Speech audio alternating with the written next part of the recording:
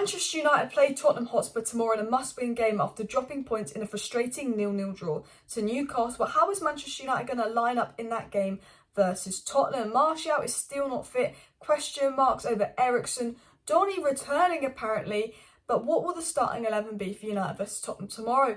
And also, with Martial's injury crisis, will United be active in the January transfer market with links to Lautaro Martinez, Cody Gakpo and Leao? It seems that United do want to bring another attacker in. However, will they wait till the summer? Now, talking of big transfers, it's been confirmed by reports in Spain that Manchester United will be willing to spend 80 million euros to bring De Jong to United again and go back in for the star, who is still in contact with Ten Hag. And with De Jong sitting on that bench, maybe it's more possible than we think. Hello and welcome back to Alice Talks Football, and welcome back to another Manchester United news and preview show. Today's going to be a match preview for United Spurs, looking at all the news, the match news, what Ten Hag said. Ten Hag's confirmed certain players will be playing. Ten Hag's confirmed certain players are injured. So just keeping up with all the match news and getting into the starting lineup for that game. But also in today's video, we're going to look at some transfer news, big news on Frankie De Jong, Gakpo, all the latest United news. So make sure you stay tuned for the transfer news in the second part of this video. But let's dive right into Man United's lineup versus Newcastle. But before I get into this video, you know what time it is. This video is sponsored by the OneFootball app, my favourite football app, the app that I get half the news from my videos off of. And what I love about it is it's an app that's completely free. You can download it on your phone, link in the description to get it, guys. And once you get the app up and you download it on your phone, all the news you need is there. You've got your footballing news section, then you scroll down and you've got your Man United news section. So highly recommend checking out the app. Free, link in the description, you know what to do. But also quickly, smash that like button, subscribe down below, share the video, and this is what Ten Hag said. So Ten Hag said Anthony Martial was not available. Then he spoke about Christian Eriksen, saying we will have to wait. He was just on the pitch. We have to see how he recovers from that, and then we'll make a decision tomorrow. So Eriksen, we're not going to know if he's fit or not by tomorrow.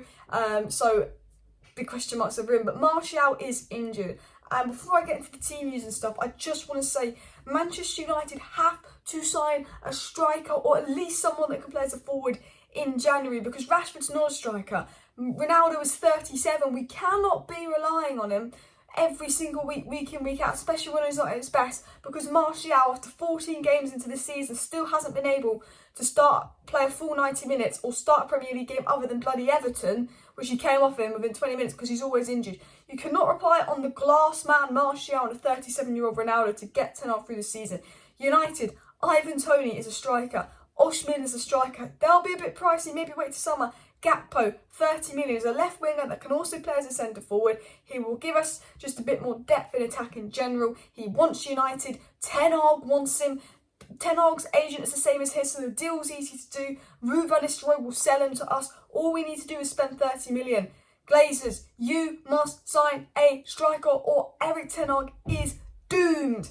But anyway, carrying on with the news. Samuel, like I said, it's very likely that Scott McTominay will start tomorrow, and it will be a Scott McTominay, Casemiro midfield. And then other injuries, people wondering when's Maguire back, when's Van de Beek back? Well, no one's really wondering when's Maguire back, because you know, he's not going to go right in the team, unlike Varane. But it was said that Donny, Van de Beek and Maguire are making good progress, and they will return to team training this week. So Maguire and Harry Maguire and Van de Beek on the way back for United, could be back ready fit soon, which is a good thing because we'll need Maguire in terms of depth. Lots of games coming up, need someone to play in the cup games so we can rotate Varane, and I think we need to see Donny being given a chance. The reason Bruno's not being dropped is because he doesn't see Eriksen as a competitor for Bruno's role. In fact, he saw Fred as one because he did play Fred as a 10. Donny's the only other player that Ten Hag really played as a 10 that's not Bruno.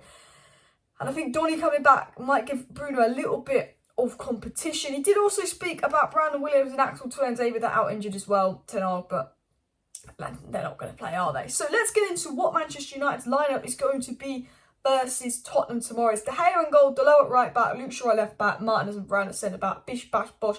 That's unchanged, clean sheet. What can you say? Casemiro will keep his place in DM, and with question marks over Eriksen, I think it will be Scott McTominay playing alongside Casemiro and Bruno in that 10 role. I'd really like to see Eriksen in that 10 role, but it will be Bruno Fernandes. We know Anthony will keep his place on the right-hand side. Marcus Rashford, I assume, will start on the left-hand side. We look like a lot better team with him. And Martial's injured. Surely it's going to be Ronaldo up top. But there's a small part of me that thinks it could be Elanga up top, or Rashford up top, sorry, and Sancho on the left. There's a small part of me that thinks it could be Sancho on the left and Rashford up top. I'm not sure. But I think versus Spurs, where they're quite physical and quite defensive, we need Ronaldo to play over Rashford at striker. I think Rashford left wing, Anthony right wing, Ronaldo striker. And the reason I say that is because Ronaldo's physical in the box. He got a hat-trick versus Spurs last time. And I get that Martial's more suited to the system. Ronaldo's not 100% suited to Ten Hag's system. But I don't get why Ten Hag has been faffing around, subbing Ronaldo off a lot. Because I think when you're creating so few chances, you know, and you need something to happen, Ronaldo gets you that goal. And I think if Ronaldo had the Fred and Rashford chance versus Newcastle, he would have put it away. So personally, that would be my lineup. Well, not my lineup, that's the lineup I think it's going to be. I think it's going to be Ronaldo, Rashford, Anthony, front three. Bruno in the 10. I'd love to see Sancho in the 10, but I think it'll be Bruno with Casemiro and McTominay and the normal back four. What do you think of that lineup, guys? Do you think, is that the lineup you play? Do you like that lineup? I don't know. Let me know down below. But let's dive into the transfer news section, because we just had a little bit of a rant about transfers in general. Now, if we just watch Manchester United and we just use our eyes, there's a lack of creativity in the field. We need a box-to-box player.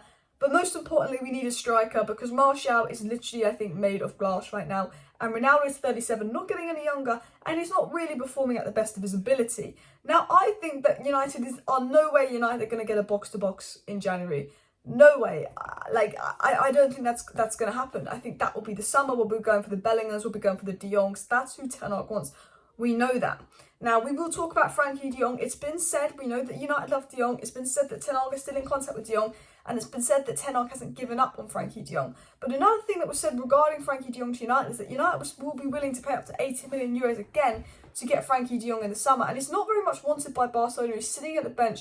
And I think a year on the bench, a year in the Europa League with Barcelona might make him appreciate that Erik Ten Hag will literally make him the main man and the hero at United. If I'm Frankie de Jong seeing Barca going down into Europa League, I probably regret not moving to United, because I've been thinking, well, one, I'm in the Europa League and now I'm on the bench.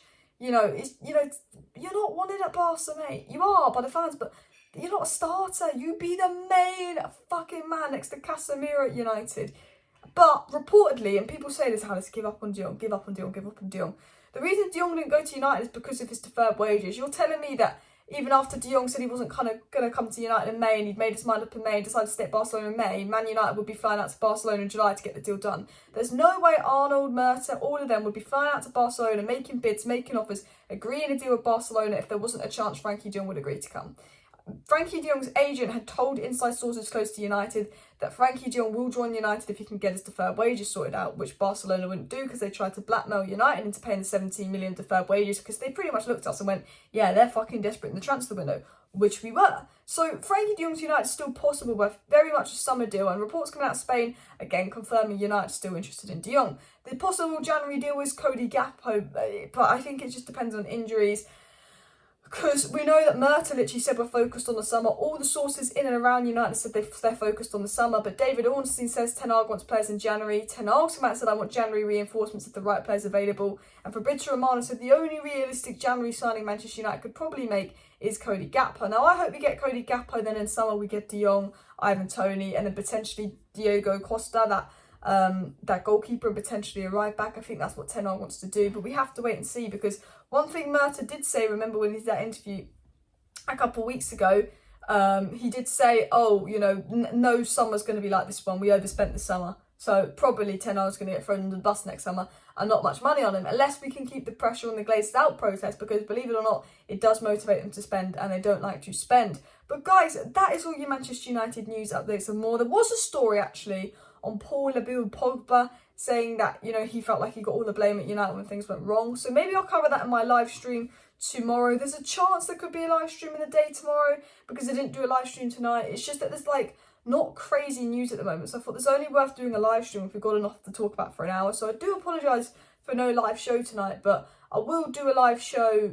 Well, I've got watch along tomorrow, United versus Spurs. So we'll do a live show Thursday and Friday night. So make sure you stay tuned for that, and we'll talk about Casemiro's comments about who he's close with in the dressing room. But we might dive into the Pogba thing of, was Pogba getting treated unfairly at United? Were Man United not protecting Pogba like they protect English players? That's a question. I know Pogba's left United, but he seems to get the blame for everything. But if Maguire starts getting the blame, United go out and protect him. That's just a question. Hit that like button, guys. Please do subscribe down below. Share the video. Hope you enjoyed today's video. I know it's a bit of a randomer one, but I will be live tomorrow. United versus Spurs watch along and match reaction, and maybe content midday depending on the news. See you next time. Bye.